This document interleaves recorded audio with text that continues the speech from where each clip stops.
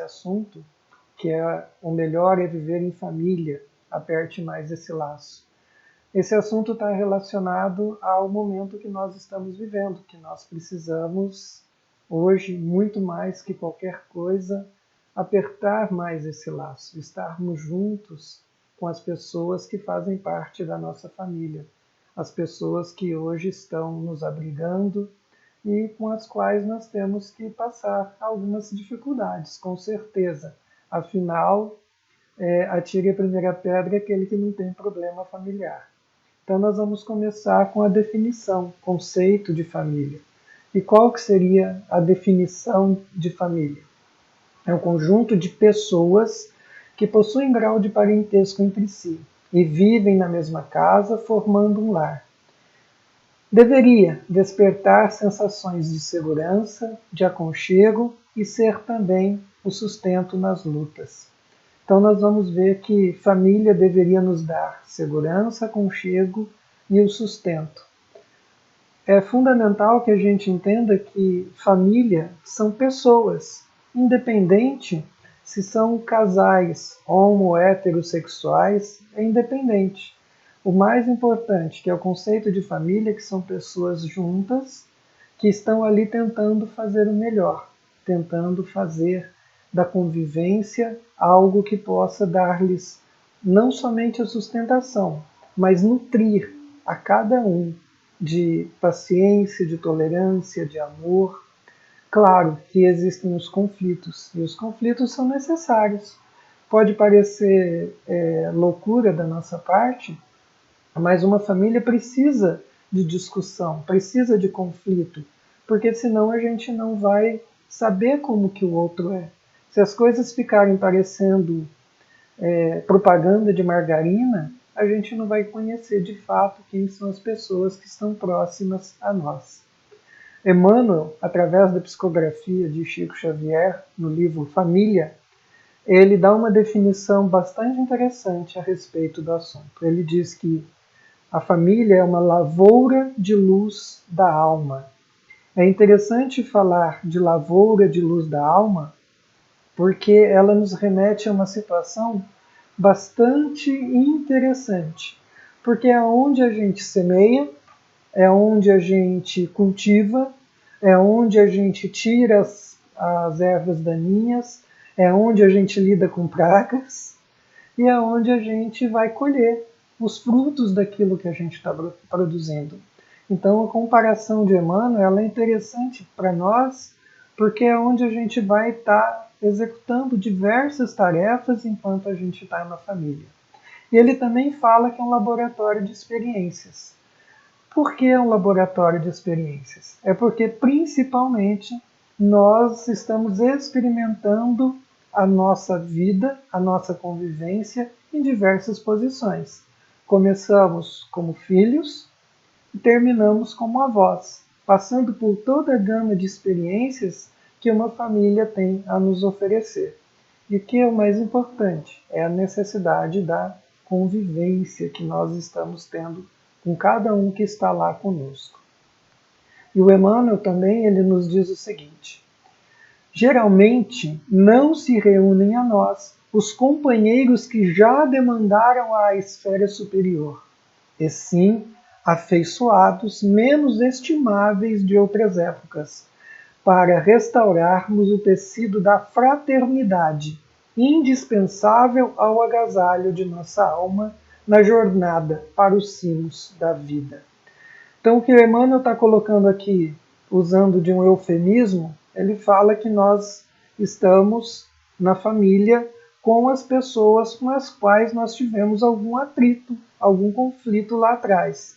Resumindo, ele fala que nós estamos nos dando com as nossas encrencas. Por que que ele fala dessa forma? É porque na família estão reunidas as pessoas que se feriram ao longo das suas jornadas. E quando nós abandonamos, quando nós machucamos, nós temos, por uma questão de lei, de ação e reação, de causa e efeito, nós temos que voltar e reparar aquilo que fizemos. Se machucamos, nós vamos ter que fazer todo o cuidado para que aquele machucado se cicatrize. Se nós abandonamos, nós vamos ter que restaurar essa convivência para que a gente possa continuar na nossa jornada. Ninguém avança na vida se a gente não aprender a lidar com esses conflitos, com esses problemas e a gente resolver essas questões. As lições estão aí para serem aprendidas, para serem desenvolvidas por todos nós. E ele fala também: o lar é o porto de onde a alma se retira para o mar alto do mundo. E quem não transporta no coração o lastro da experiência, dificilmente escapará ao naufrágio parcial ou total. Então, é interessantíssimo ele colocar essa questão do lastro da experiência. É na família que nós vamos amealhar recursos para que a gente possa seguir na nossa vida. Vale lembrar que nós não vamos ficar ad eterno na casa dos nossos pais. Uma hora a gente vai ter que sair. Hoje a gente observa que existe uma gama de pessoas que com 40, 50 anos ainda vivem na casa dos pais, como se este fosse um hotel de luxo, que ele sai de manhã com tudo bagunçado, chega à tarde com tudo arrumadinho, comida feita, roupa passada e limpa. Então nós precisamos entender que a família é uma oportunidade onde a gente vai ganhar experiência e principalmente onde vamos ensinar e aprender para que a gente possa conquistar aquilo que a gente precisa para a vida. Porque uma hora os pais vão faltar, o que significa que vão desencarnar, não vão ficar aqui na Terra. E o que vai ser desse filho ou dessa filha que não teve a experiência de cuidar de uma casa, de cuidar de uma comida, de uma conta, ou qualquer coisa que seja? Então é fundamental a gente entender essa condição, de que nós precisamos ter essa experiência. Vocês não se preocupem não se eu sair daqui da tela um pouquinho, mas é porque transmitindo, falando ao mesmo tempo, a gente tem que estar atento ao que está acontecendo, né? Porque senão a gente se perde aí nessa situação. Então vamos lá. Qual é para o espírito, essa é uma pergunta do Livro dos Espíritos, qual é para o espírito a utilidade de passar pelo estado da infância? E os espíritos respondem: encarnando com o objetivo de se aperfeiçoar, o espírito, durante esse período, é mais acessível às impressões que recebe, de lhe auxiliarem no adiantamento, para o que devem contribuir os incumbidos de educá-lo. Então, o objetivo da encarnação é do aperfeiçoamento do espírito. E durante esse período, nós vamos receber principalmente as instruções, as informações daqueles que hoje são os nossos pais. Então, os pais têm a obrigação de auxiliar no adiantamento e educar todos esses que estão aí junto conosco. Enquanto criança, isso que a gente precisa entender, nós aprendemos sobre o que é um casamento observando o casamento dos nossos pais. Então, quando nós chegarmos a uma determinada idade, numa determinada condição, nós vamos achar que casamento é aquilo que nós vimos enquanto nós éramos crianças. Então, é importante no casamento a gente dê os melhores exemplos. Por quê? Porque nós repetimos comportamentos. As crianças repetem comportamentos. Então elas estão aí ao nosso lado e muitas vezes passando por dificuldades, né? Nós vamos às vezes tomar determinadas atitudes que vão repercutir nessa criança e ela vai repetir esse comportamento. E é por isso que tem uma letra de uma música muito conhecida por nós, né, que diz, da Elis Regina, não vou cantar, né, não é esse nosso objetivo, mas ela diz: minha dor é perceber que, apesar de termos feito tudo o que fizemos, nós ainda somos os mesmos e vivemos como os nossos pais. É interessante essa situação, porque nós vamos verificar que nós estamos repetindo o comportamento dos nossos pais. E não é só nessa situação da vida como um todo. Se nós observarmos, nós normalmente fazemos muitas coisas igual os nossos pais faziam. Então é interessante a gente observar que, apesar da gente querer ser diferente, a gente repete sim este comportamento. E o Renato Russo, ele fala de uma coisa bem interessante que ele diz: você me diz que seus pais não te entendem, mas você não entende seus pais. Você culpa seus pais por tudo. Isso é um absurdo. São crianças como você. E o texto dessa música, ele é fantástico, porque ele fala de uma coisa bastante interessante. Nós queremos muito que as pessoas nos entendam. Nós estamos fazendo esforço para entender, nós fazemos esforço para compreender que as pessoas estão em graus diferentes de aprendizagem, de amadurecimento. As experiências dos nossos pais, elas são iguais às nossas? As experiências deles fizeram com que eles são hoje. E aí? Como que nós vamos fazer com essa condição?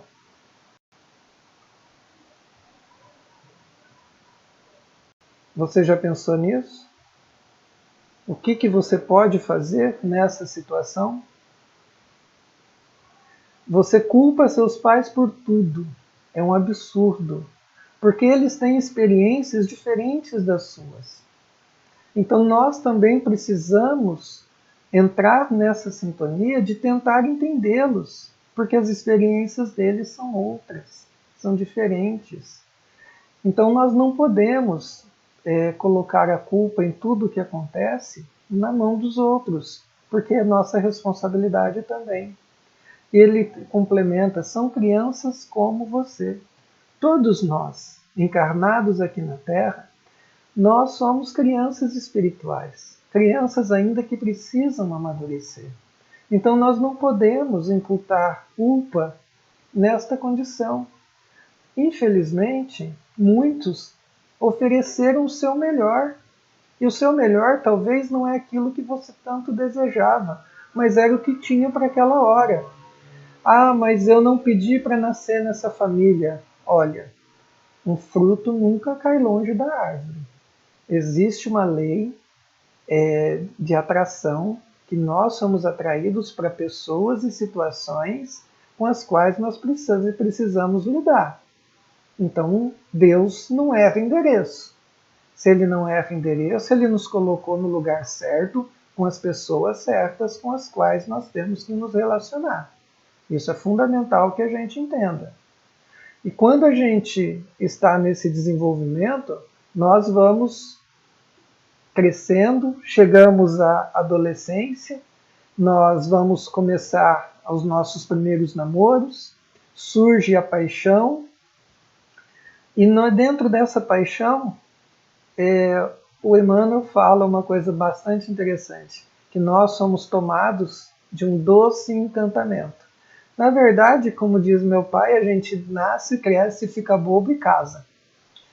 E o Chico, o Emmanuel, ele fala do doce encantamento. Nós somos tomados de um doce encantamento. E certa feita o Chico fez um comentário bastante interessante, dizendo o seguinte, que muitas vezes Os espíritos que estão prontos a encarnar, eles se aproximam dos seus pais e colocam eles em uma situação fazendo com que eles não vejam os defeitos, as dificuldades que a pessoa tem uma com a outra, ou seja, nós ficamos meio que cegos, surdos e mudos quando nós estamos apaixonados, para que a gente possa dar sequência nessa condição, nessa situação, para que nós possamos nos entrelaçar. Então esse doce encantamento é muitas vezes o espírito que está ali ajudando justamente para que a gente não enxergue os defeitos. Porque se enxergasse, quantos casamentos não seriam desfeitos antes deles acontecerem? Então nós precisamos deste doce encantamento, desta paixão, porque a paixão ela nos impulsiona. Nós não podemos ser escravos da paixão. Nós temos que ser controlá-la. Então a paixão é aquele momento de impulsão para que a gente vá ao encontro daquilo que a gente quer. Então é importante ter este doce encantamento, para que a gente possa se enamorar e para que a gente fique, vamos assim dizer, cego por uns tempos, para que quando se consolide o casamento, aí as coisas começam a tomar seu curso. E eu uso sempre uma imagem, lembra do Titanic? É mais ou menos assim. Quando o navio vai partir, é só festa, banda de música, é aquele contentamento, aquela felicidade. Mas quando o navio está em alto mar e surgem os problemas, muitas vezes é cada um para si. E então a gente vê que casamento tem muito a ver com isso. Então nós vamos falar a respeito dessa condição. E falando em adolescência, nessa condição que nós nos encontramos, hoje em dia nós temos uma situação bem interessante, né? Os jovens têm, nessa condição do namoro, esse ficar. E o que significa esse ficar? É uma falta de compromisso. As pessoas acabam não se relacionando com profundidade. O ficar, você está dizendo para o outro que ele é insignificante para você. Ficante e insignificante, é mais ou menos assim. Então nós vamos ver que é uma falta de compromisso e muitas vezes as pessoas estão tão preocupadas com a quantidade, se esquecendo da qualidade dos relacionamentos, porque nós não aprofundamos, nós não queremos criar laços ou raízes, e quando uma planta não tem raiz, o que acontece? O primeiro sol, ela seca. E os relacionamentos são assim. Quando você não tem profundidade, ele, na primeira situação de dificuldade, ele se extingue, ele se esvai. Era para acontecer isso? Não sei dizer se era para acontecer isso. Mas é fundamental a gente entender que nós precisamos aprender a nos relacionar com os outros, com uma melhor qualidade.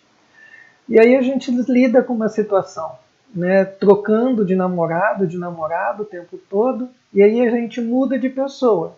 Mas os problemas continuam sendo os mesmos. Por quê? Porque o problema em si ele carrega uma necessidade nossa de trabalhar uma situação, uma dificuldade. É uma lição que nós precisamos aprender. E se a gente não aprender, o que acontece? Ela bate na nossa porta de novo. Então tem uma frase que diz exatamente isso. Nós precisamos estar de bem conosco para que a gente possa estar de bem com o resto do mundo, com o resto das pessoas. Se a gente não está de bem conosco mesmo, então vai ser difícil a gente se livrar dessa situação. E a gente costuma dizer, né?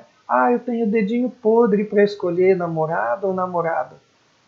Pareço curva de rio, só para tranqueira na minha vida. Na verdade, é porque a gente precisa mudar a nossa vibração. E a gente só vai fazer isso quando a gente tiver a consciência da necessidade de mudança íntima, de mudança das nossas características, o que eu quero, porque eu só vou encontrar aquilo que eu preciso aprender. E se eu não aprender, eu vou continuar encontrando esses relacionamentos. E quando a gente supera tudo isso, quando a gente consegue avançar nas nossas relações, então nós vamos naquela fatídica situação do casamento. Questão 695 de O Livro dos Espíritos. Será contrário à lei da natureza o casamento, isto é, a união permanente de dois seres? E os espíritos respondem com uma frase que é fantástica, porque eles dizem: o casamento é um progresso na marcha da humanidade. Então é um progresso, é um patamar acima no processo evolutivo nosso. O casamento, por quê? Porque é onde você vai desenvolver as habilidades da convivência, é onde você vai desenvolver os sentimentos. Até então, nós somos governados por emoções. Quando a gente melhora as nossas emoções, nós a transformamos em sentimentos. E o casamento está aí para isso. Paciência, tolerância, sabedoria, aprender a lidar com as pessoas, com tudo que acontece conosco, é fundamental. E isso a gente vai fazer quando a gente aprender a lidar com aqueles que estão ali conosco. E qual seria, então, para a sociedade, o resultado do relaxamento dos laços de família? E os espíritos respondem a Kardec: uma recrudescência do egoísmo. O que significa isso? Significa simplesmente que o egoísmo ele voltaria mais pesado. É como, por exemplo, você não cuidar de um resfriado e ele se transforma numa pneumonia. Então, a falta dos laços de família seria uma recrudescência, ou seja, uma exacerbação do egoísmo, onde as pessoas só pensariam nelas. Então é interessante a gente observar exatamente isso, porque será que ultimamente as pessoas não estavam só pensando nelas? E será que não é por isso que nós estamos hoje obrigados a um período de quarentena, de permanecer em casa com a família, para que a gente possa pensar nessa situação, entender que a família é o objetivo máximo para todos os espíritos que aqui estão, e que a família ela precisa extrapolar os laços consanguíneos e abranger toda uma sociedade, toda uma humanidade. Então a gente precisa pensar muito nisso. Nós estamos muito egoístas, muito egoístas. E um exemplo bastante interessante, eu vejo casais onde cada um tem o celular, que isso é natural hoje, mas que tem senha, e o marido ou a mulher não sabe a senha. E às vezes, quando um está olhando, o marido ou a esposa está do lado, ele vira de lado, para o outro não ver. Por que será? Então nós vamos ver que as pessoas estão realmente muito egoístas e precisam aprender a lidar com essa situação. Então, vamos aproveitar essa oportunidade, né? Vamos aproveitar essa oportunidade porque não é fácil, não. Ah, mas eu não me dou bem com o meu pai, com a minha mãe. Aproveita a oportunidade, conversa com eles. Por quê? Entenda o motivo da dificuldade que vocês têm, converse a respeito. Então nós vamos ver que o casamento ele articula diferenças. Ele precisa que se estabeleça um respeito no jeito de ser e nas diferenças e nas semelhanças um para com o outro. Nós vamos ter a oportunidade de exercitar o companheirismo, exercitar a amorosidade, a intimidade, cumplicidade, reciprocidade, onde a pessoa vai tentar se esforçar para amar mais e melhor, e também contribuir para a felicidade um do outro. Isso é fundamental. Nós estamos aqui para contribuir para a felicidade um do outro. Eu serei tão feliz quanto de felicidade eu proporcionar àquelas pessoas que eu amo. Então isso é fundamental. contribuir para essa felicidade. E Khalil Gibran, ele fala uma coisa bastante interessante, que ele diz o seguinte: amai-vos um ao outro, mas não façais do amor uma prisão. Enchei a taça um do outro, mas não bebais de uma só taça. Cantai e dançai juntos, mas deixai que cada um de vós fique sozinho. Como as cordas de uma lira estão sozinhas, embora vibrem ao som da mesma música. E ficai juntos, mas não demasiado juntos, pois os pilares do templo estão afastados e o carvalho e o cipreste não crescem à sombra um do outro.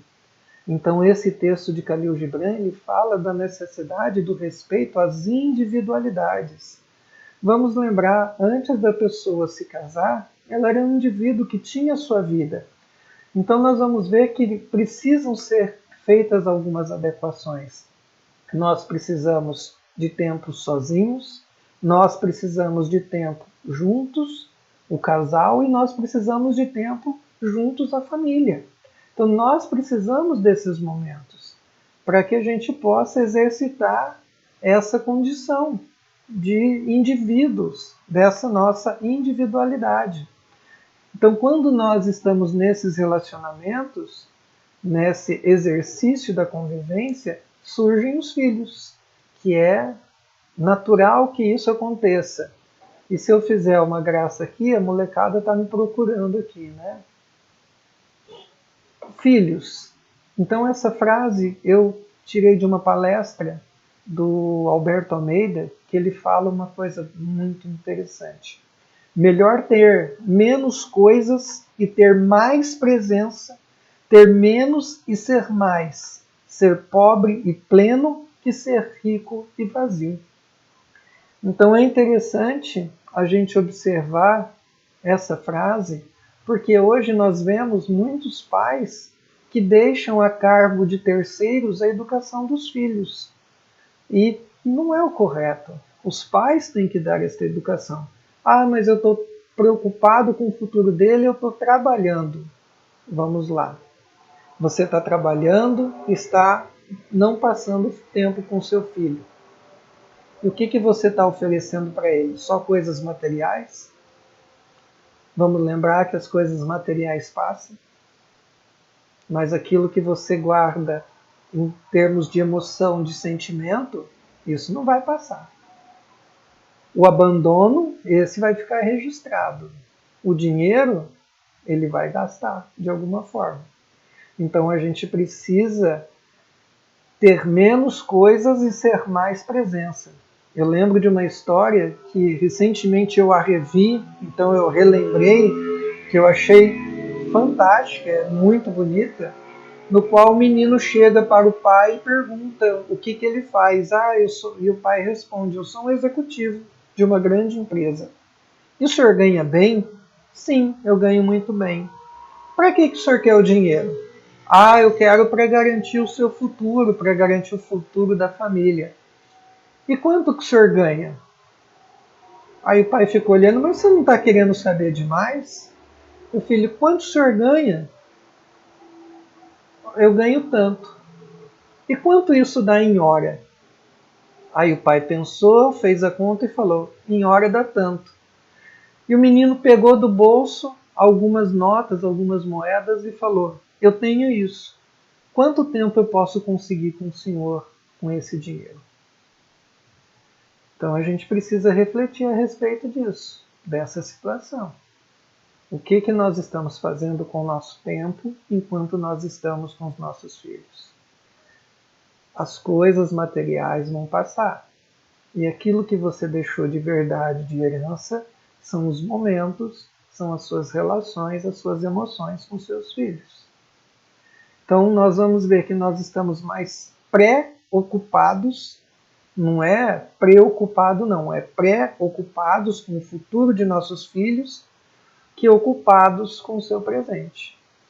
Então nós vamos ver que muitas crianças que nós temos, adolescentes hoje, rebeldes, Eles o são porque não obtiveram da família o que eles precisavam em termos de emoções, de afetividade. E por isso ele, de certa forma, tenta tomar de qualquer jeito. Mas precisamos nos lembrar: vossos filhos não são vossos filhos. Vêm através de vós, mas não de vós. E embora vivam convosco, não vos pertencem. Podeis outorgar-lhes vosso amor, mas não os vossos pensamentos, porque eles têm seus próprios pensamentos. Podeis abrigar seus corpos, mas não suas almas. Então esse é mais um trecho da obra do Khalil Gibran falando a respeito dos nossos filhos. Então nós precisamos criar os filhos para o mundo, como Emmanuel coloca logo no começo da palestra que eu passei, de que nós precisamos dar-lhes as experiências para que eles possam prosseguir nas suas jornadas. Então nós vamos ver que nós precisamos validar os sentimentos dos nossos filhos. Ou seja, ver que o que ele está sentindo é verdadeiro, é real. E falar para ele que você está ali junto. Você precisa conversar a exaustão com os filhos, para que eles possam receber de você todo o carinho, a atenção. Vamos lembrar o seguinte: se você não conversa adequadamente, se você não escuta aquilo que ele tem a lhe dizer, ele vai encontrar em terceiros quem os escute. E vou falar uma coisa para vocês: a pessoa que está lá na boca é um excelente ouvinte. Ele escuta muito bem. E amanhã ou depois você fica pensando: o que eu errei? Aonde que eu perdi o rumo, né, da educação do meu filho? É porque você, às vezes, não conversou adequadamente. E conversar significa ouvir mais, porque você tem duas orelhas, dois ouvidos, e falar menos, porque você tem uma única boca. Então é fundamental conversar à exaustão. Dizer que ama o seu filho ou sua filha, né, mostrar esse amor através da sua presença, da aceitação de quem ele é, de como ele é. Abraçar abundantemente os nossos filhos. Eu sei que esse é um momento difícil, né? As pessoas sequer estão se cumprimentando, mas abraçar os nossos filhos, já que vocês estão em casa todos reclusos, abrace, aproveite para abraçar o máximo. Abraçar libera ocitocina, um hormônio que é liberado e faz com que a nossa circulação melhore, que o desenvolvimento dos nossos órgãos melhore. Nós precisamos investir no amor da família, mas principalmente estabelecer limites. Estabelecer limites significa você colocar os filhos, de certa forma, em rédea curta.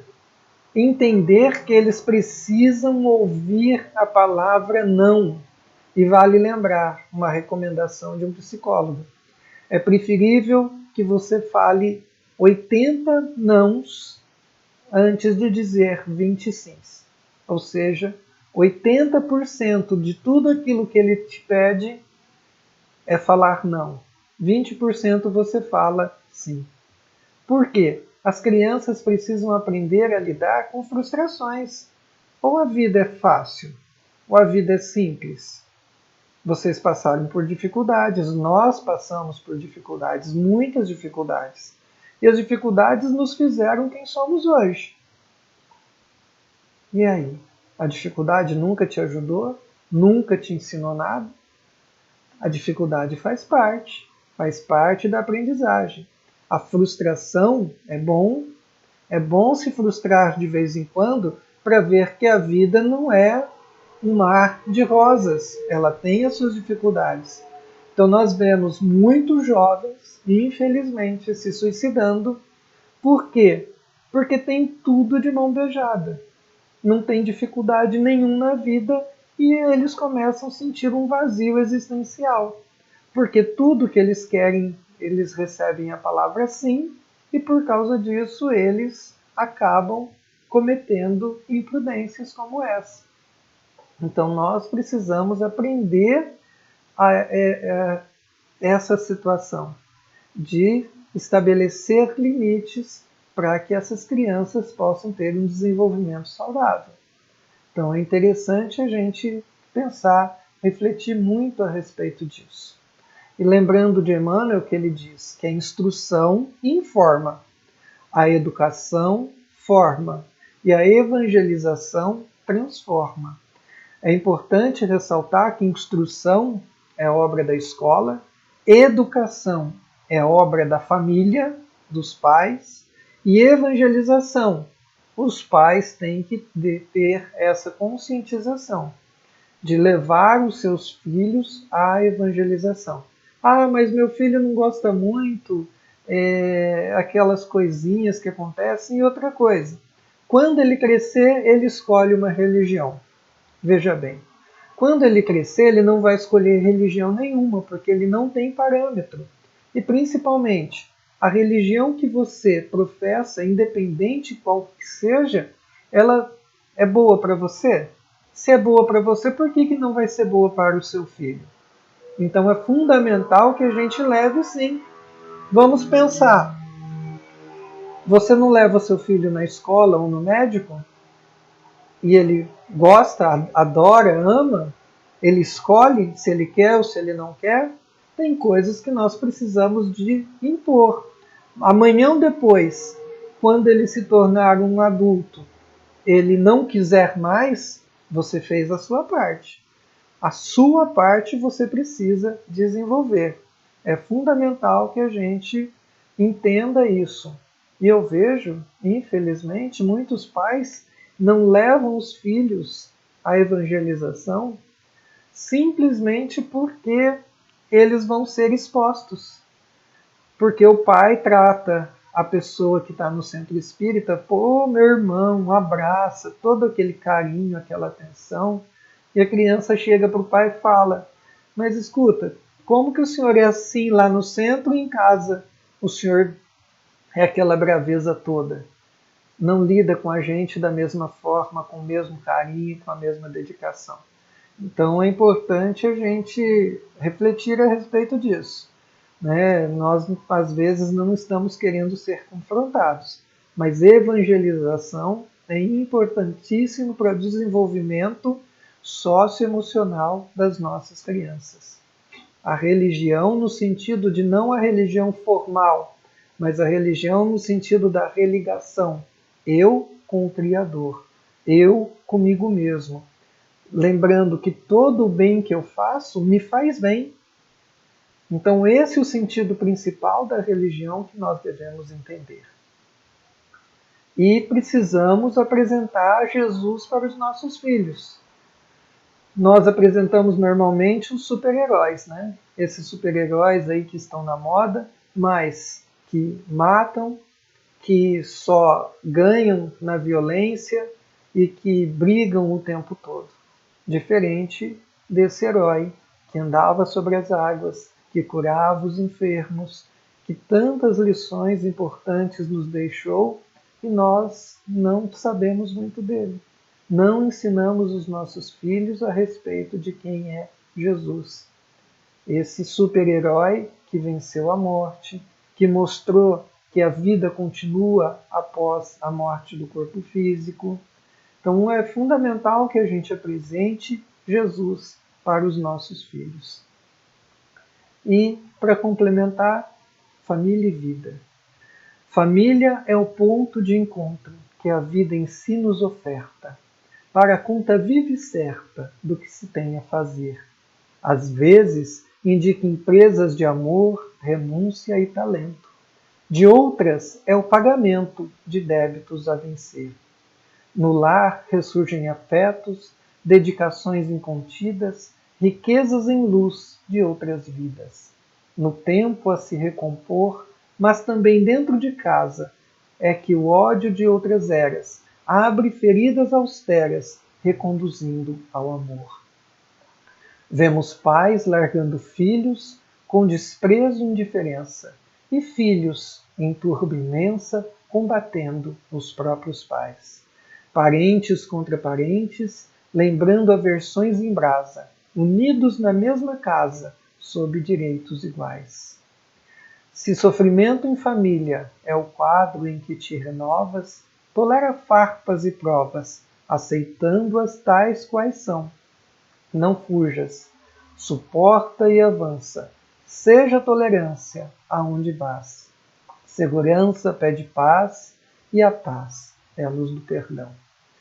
Que Jesus nos abençoe, nos proteja e que os amigos espirituais possam ir aos seus lares, ajudar-lhes nas suas necessidades, ajudando-nos neste momento tão significativo, que a gente possa aprender a lidar com a família, com os problemas, entendendo que Deus nos colocou no lugar certo para que a gente possa desenvolver as nossas asas, para que a gente possa alçar voos rumo ao infinito.